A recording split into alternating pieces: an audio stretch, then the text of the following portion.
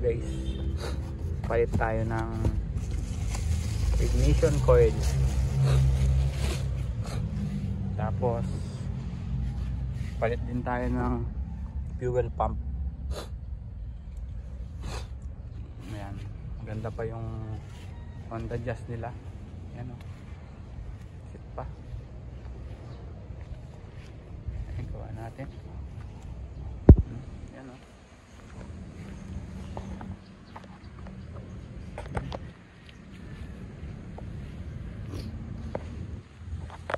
Nakarang ginawa natin yung preno, low power, okay na lahat yun. Ngayon nagpalit lang tayo para for sure na okay lahat, pang matagalan, dahil luma na yung fuel pump nila. Tapos yung mga niremedyoan natin, na remedyo tayo dati ng ignition coil, yung niremedyo natin papalitan na natin. Yan yung itsura, review natin gaano ganda. Ang Honda Jazz, hindi dito yung fuel pump nya, pansinin nyo guys, hindi dito yung fuel pump nya. Ang fuel pump nya dito nakalagay. Ito yan o, dyan nakalagay yung fuel pump nya.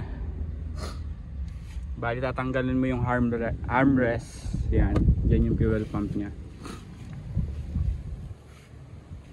Sa makina naman, kagaya siya ng IDSI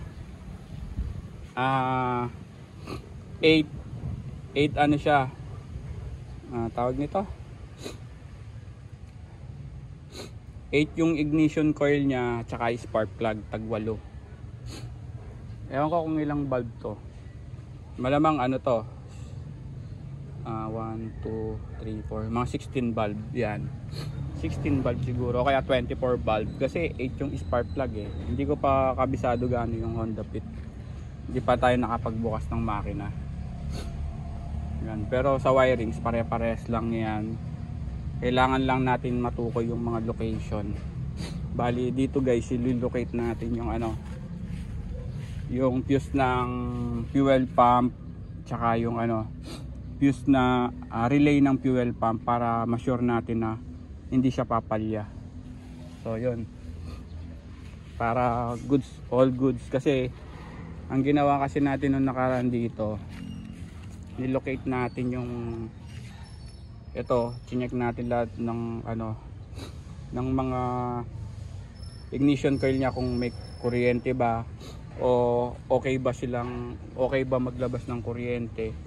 Tapos nagpalit tayo ng brake master, nagpalit din tayo ng mga bagong fuses dito.